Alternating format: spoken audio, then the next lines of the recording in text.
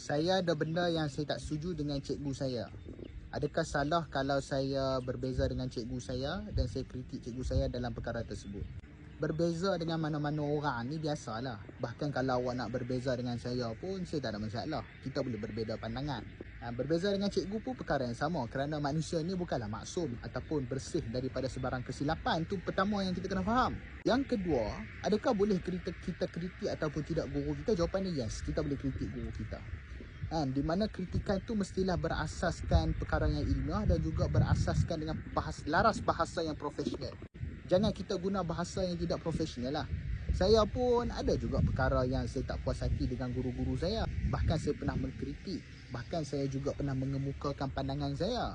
Tapi saya tahu dan saya pasti apa yang saya ungkapkan itu atas dasar profesional, atas dasar isu itu sahaja. Hormat tak hilang hormat.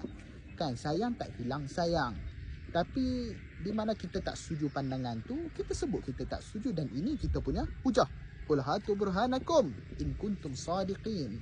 Datangkanlah bukti-bukti daripada pihak kamu andai kata kamu ini golongan yang benar.